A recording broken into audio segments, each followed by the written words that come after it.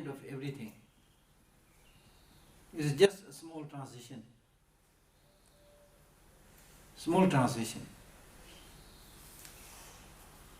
Even after death, whatever you have done, whatever karma you have committed, according to that, you will have to experience the fruit in this life or in the future lives.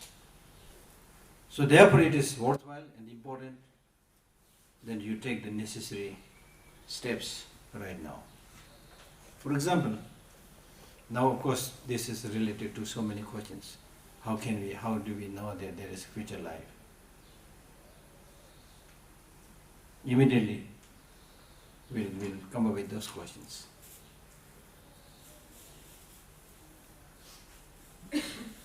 So it's important to give an example. The example that I normally give is, one, with our life we have two things, body and mind. Clear? You believe in mind? Yes. How do you know there is a mind? Because it disturbs me all the time. That's what disturbs is not mind. No. It is the No, work of the brain. Mind, because I'm aware of things that happen. It's brain. It's not mind. That's exactly what the scientists say today. They don't believe in a separate thing. Even if they use the word mind, they are talking about the function of the brain. Because scientists believe in only what they can measure and calculate, not beyond it. So they say that, which is also very convincing. There's one version. But the Buddhist teachings, they say, yes, brain is involved, body is involved, senses are involved. But when you go deeper and deeper, deeper and deeper, it's possible that this thing called mind can get completely separated from your body. Now this we need to give some thinking. For example, I'll give you some example and see whether it shows the direction or not. For example, right now you are fully awake. Awake not like the Buddha, but ordinary awake.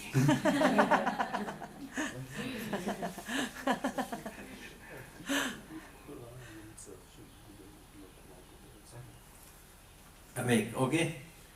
But tonight, when you go to sleep, your eye senses, you withdraw your eye sense consciousness, ear, touch, everything.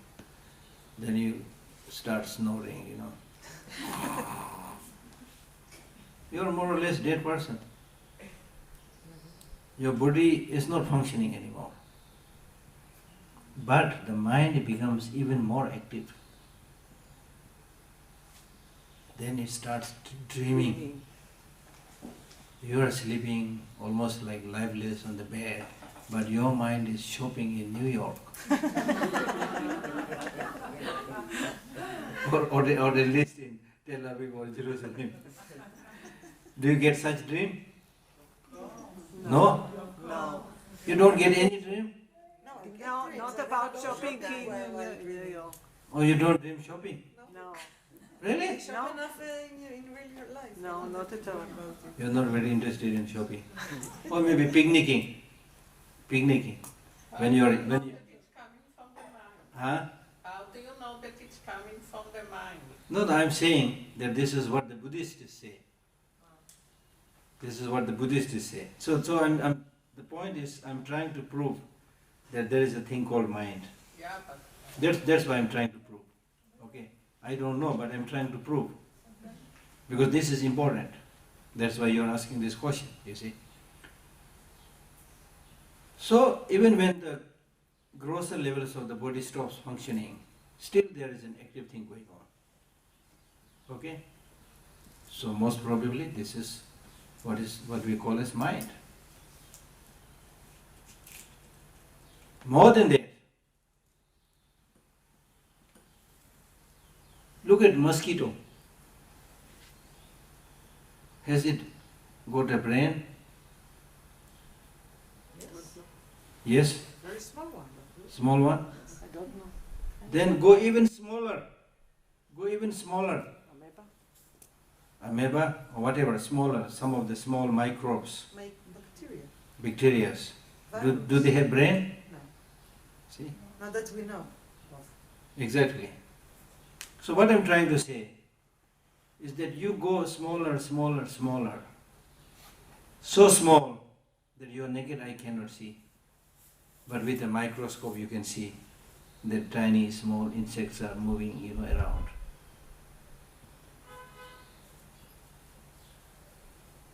You can still go, it's 100% sure that there can be still smaller sentient beings. So therefore in Buddhism we say there are sentient beings with no physical form. We will not believe in it, but the teaching says there are sentient beings which have no physical form. So I'm trying to prove that, you see. You go smaller, smaller, smaller, small, and then you reach a state where it's almost for us non-existent, non-physical, but if you use a big microscope, still you can see they are operating very successfully. Very active, you see. So that shows the possibilities of a thing called mind, separate from the brain. Number two, more important than whatever I have explained. There are many people who are able to remember their past lives. Now if what we remember, what we think is connected to the brain, then when you die, all your physical body is destroyed, including the brain. Then how come that this person is able to remember his past lives? Still, it can be a story they believe in. Huh? I said, still, it can be a story that they believe in. It can be a story, but one, you need to accept this fact that it's not one person, not two Yes. person, there are thousands. Witnesses. And interestingly, because we live in scientific age, we need to keep in touch with the science. I know a scientific organization in America whose main job is to experiment and interview and find out about these people who remembered their past lives. They first started doing this in Asia, thinking it may not be true as you are saying, it may not be true, it may be just a story, because of their belief and thinking. So they found several thousands of people who remembered their past life. Then they went to the West, found so many people again. And some of these findings are it's not just somebody saying something and believing, but some of these recollections are so clear and accurate. For example, there was a young girl who remembered that she was shot dead by somebody, shot here, and the bullet came from here, and she died. She remembered that. Now in this life, she has a big bump here and big bump here. Wow. Physical indication. So many of the scientists, they are even studying the physical marks, birthmarks, as we say, birthmarks. So some people, without any reason, somehow their hair doesn't grow here. There is a patch here. You saw those? Yes. So they even try to bring those into consideration. They found many convincing proofs. Still, they themselves don't say that they believe in past and future life because they are just scientifically experimenting.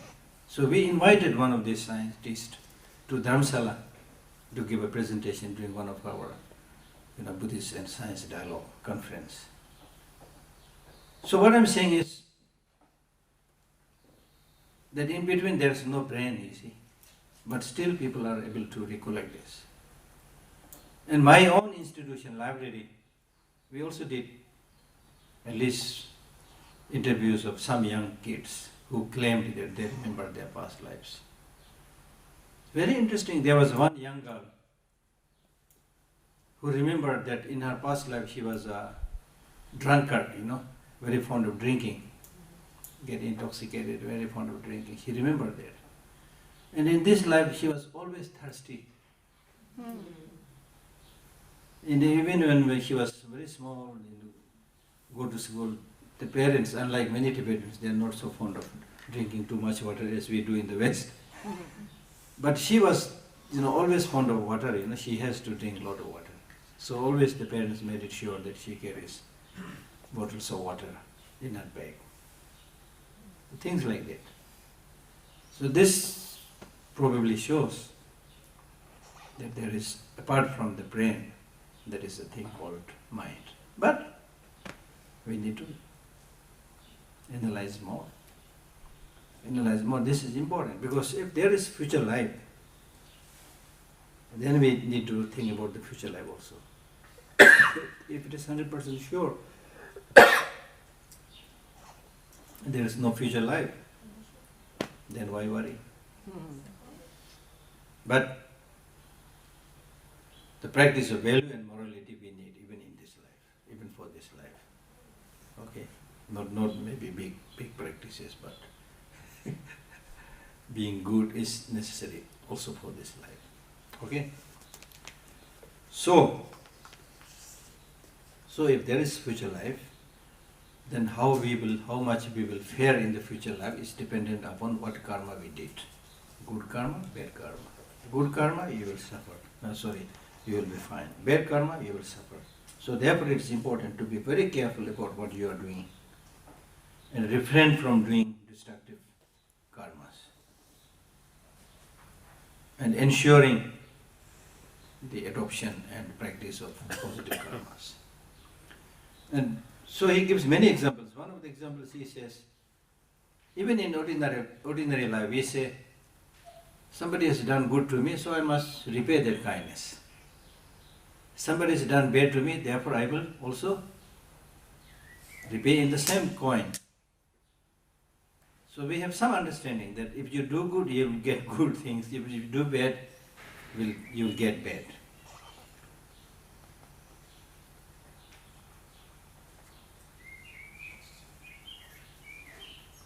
And then in many of the Buddha's teaching, it clearly says that when it comes to karma or action, there are so many karmas, so many actions that we can do.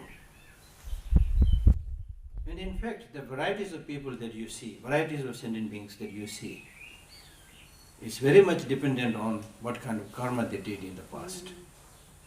Some are tall, some are short, some are long, It may have to do with the physiological kind of constitutions also, but again, of course, you will immediately say, oh, no, it's because of the genetic makeup. But genetic makeup could also be influenced by the mind makeup. Like, for example, when the neuroscientists, when they analyze the working of the brain, how the brain does the thinking, they see that countless neurons cooperate in just doing one thinking. The nerves, nerves and neurons, they are hundreds and thousands. They are in harmony in doing just one thinking. So they see that all these neurons are cooperating to do that one thinking. They are able to see that. But why they are cooperating? I don't think they have an answer for that. They see the physical level, this is happening like this is happening like that. Why this is happening like that, you see? So still there's a big question, you see. If there's a mind, we can say, okay, it's because of your karma, you see. But if you don't believe in that, then I don't know how you are going to explain that. So the multifarious things that we see in the world is dependent upon the multifarious karmas that we have committed in the past life. And because of that, we take rebirth in countless different forms, as human beings, as animals, as birds, as insects, countless things. Then another example is that, for example, if you plant a sweet seed which produces sweet fruit, then you will get sweet fruit, not sour fruit. If you plant a mango seed, you will get mango, not banana. Can you get banana from mango seed? So there is another example that whatever you do, this is the law of nature. It's the law of nature. Whatever you plant, you will get that fruit, that consequence. Then another very interesting example is that whatever karma you commit, it will follow you. The fruit of that karma will follow you, just like your shadow follows you. Wherever you go, your shadow follows you. In the case of human beings, wherever we go, we can see the shadows. But in the case of the bird, when they are on the ground, then like human beings, they also see the shadow. But when they fly high up, then they don't see the shadow. But like that, you see, so there are many karmas whose result you may not know right now, but that does not mean to say that there is no result. Just like this bird flying high up. When it flies high up, you cannot see the shadow, but as and when it comes down, you start seeing the shadow. And I've seen this when I was flying in aeroplane, you know. When you fly very high, you don't see the shadow, but when you come a little bit down, then you see the shadow of that aeroplane. Like that, so it will follow with you.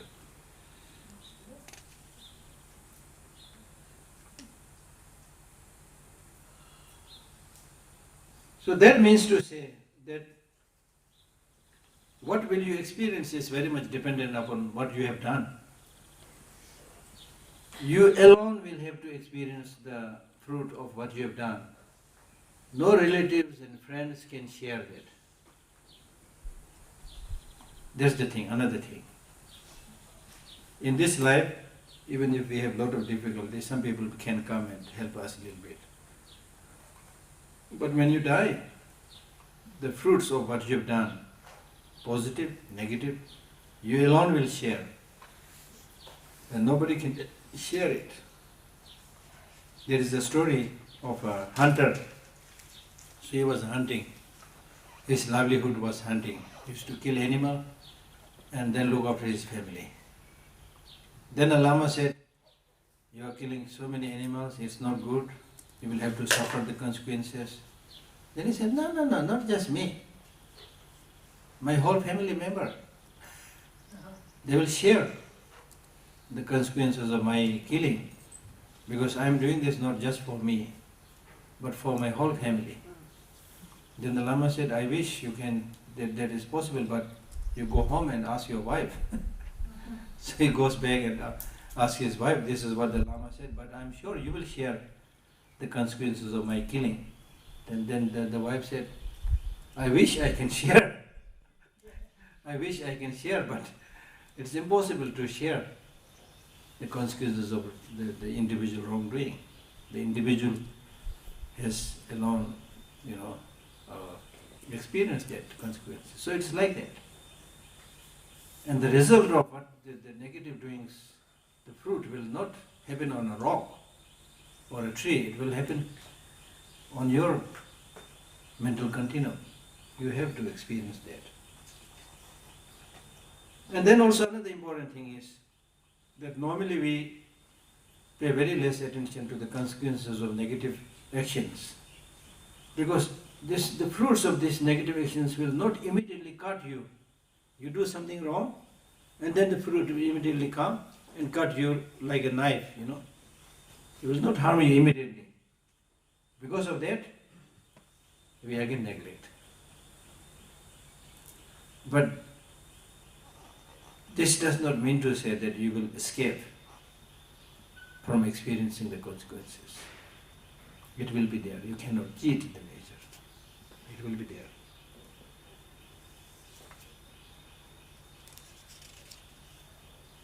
And it says particularly if you've done something wrong, then especially at the time of death, then you recall all that, and then the fruit starts experiencing.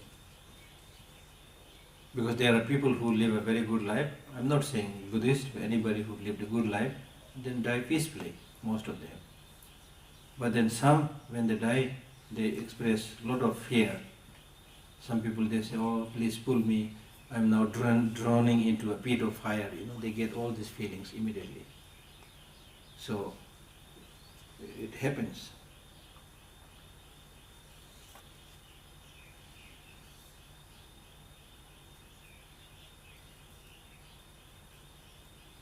And then the text says that today we are like standing at a crossroad.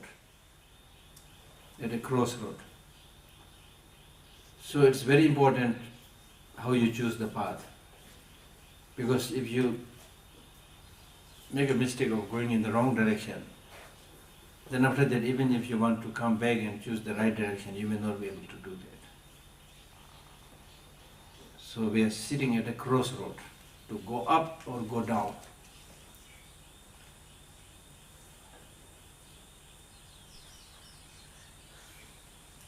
And then, even if it is a small negative action, do not think that this is small, so it will not affect me. He gives the example of a tree called Ashoda, whose seed is said to be extremely small, but once it grows, it produces a huge tree with so many branches and so many leaves. It comes from a small seed. So even if you do a small negative thing, it could have big negative consequences. So, Likewise, even if you plant a good small seed, it will have big positive.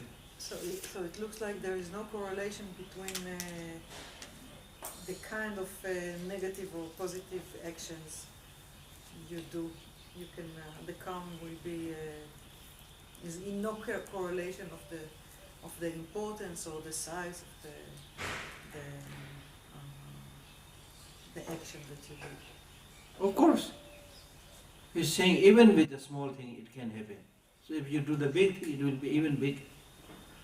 So there is a correlation. For example, it says like, even in terms of killing, it says even in terms of killing, if you kill an animal which is a huge physical body, then the negative consequences will be stronger because there's much more suffering. Then also in the manner of killing. For example, if you're going around and suddenly without knowledge you trample upon an insect and kill, which we do all the time. But because that is not intentional killing, the negative consequences will be small, minor. But if you kill somebody with strong hatred, disliking, wish to kill, you prepare for it, then finally you kill with happiness and joy. Then having killed that person, you rejoice. Now I have eliminated my enemy. What if So- it's a mosquito Okay. that So- bothered you for So the last listen. few hours? So in that way, the negative consequences will be strong. Okay? Okay, so what if it's a mosquito that bothered you for a few hours, and now eventually you put your hand on it and Crush it. yes, and you really No. hated When we you talk about, hated this mosquito because it really bothered you. when we talk about these practices, you are talking about leading a way of life where even if others are harming you, you try not to retaliate negatively, try not to kill them. It's true, Yeah. but then So it's not question of whether somebody is harming you or not harming you. It's question of not harming others, not killing others for your own goodness. If you try to justify, okay, I killed mosquito because the mosquito has been bothering me, then you will similarly say, okay, this person has been bothering me, so I killed that person. The same logic goes. Okay, understandable. Okay, that person has been ordinarily understandable. That person, that mosquito has been bothering you, so you killed that. But you will have to experience the fruit of that wrongdoing. That's the thing. What about self-defense? Huh? What about self-defense? If somebody is like trying really to take your life or to take you from a precious. So the natural, life, these things, you wish bad for this. these things depends on so many levels. What level of your practice is. If you're somebody who has really reached a very high level, then even if somebody is going to kill me, let me be killed. So what? Let me be killed. The very purpose of my life is not to harm and kill others, accumulating negative karmas. And if there is a danger that you will go from a higher kind of, like from a precious human life to a lower one, because. That's what I'm saying. But So if you kill that person, then there's the then of course, then you go down. But if you let yourself be killed, then you will not have to experience that consequences. But I'm saying that this cannot be done by everybody. No. When you reach a very high level, understand the meaning that everything is like an illusion. That when you don't have grasping to yourself, you don't see yourself so important to live, things like that. When the grasping is not there, in the Buddhist text it says, you reach a certain level where you will not see much difference between your body and vegetable. You don't feel safe chopping the vegetable, no? No. Similarly, when you don't have that grasping, strong grasping, obsession with yourself, then even if somebody chops your body, you will not feel the pain. I mean, this for us right now very difficult to digest. And in the Buddhist teaching it says, if the Buddha is surrounded by two people, one sitting on the other side, praising the Buddha, and anointing his body with, sandal oil, something, fragrant oil, massaging and praising. Then on the left side, his enemy with a sharp knife, cutting pieces of his body. He will not see any difference between these two people. These are gradually we'll understand. Right now, very difficult to understand. But I can give you an example how much we can do, the potential we have. For example, if you are a mother that has, let us say, only one small child, a very cute little child, and unfortunately, if that little child falls into a pit of fire, the mother, without a second thought, will jump into the fire to save the kid. From where did you get this courage? From where did you get this courage that you are not worried about yourself? You see? So that shows the capacity, the possibility all of us have. So it's only a question of training repeatedly. So that's not easy for us to understand right now.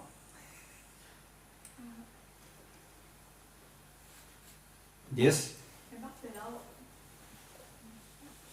law of karma, so you said there is a general law of cause and effect, Yeah, and there is karma for certain beings. yeah. I just want to clarify this. Yeah. What if, for example, I am the one who take out the leaf from the tree? Yeah, So this leaf has fell because of me. yeah. So I have a karma here. No, I no, because you are not hurting anybody. What if I have It's an action. my motivation is It's anger it's and want to destroy the tree, and then I start hitting it and I destroy it. What's then? there is a negative karma because you developed anger. You said you developed anger. But if you had not developed anger, simply pulled one leaf, then I would say this is a cause for the leaf to fall, but I would not call it a negative karma. And if I destroy it, it's only my karma or also the tree's karma? If I destroy it out of anger, it's You are accumulating the karma. only my Yeah. No, not only your karma, but tree we don't call karma. But if there is a sentient being which you may not see but living in the tree, then if you are disturbing that sentient being, then why that sentient being received that disturbance may have to do with his karma. And you have done something wrong, this is a karma you accumulated. Like that. Short break. Thank you.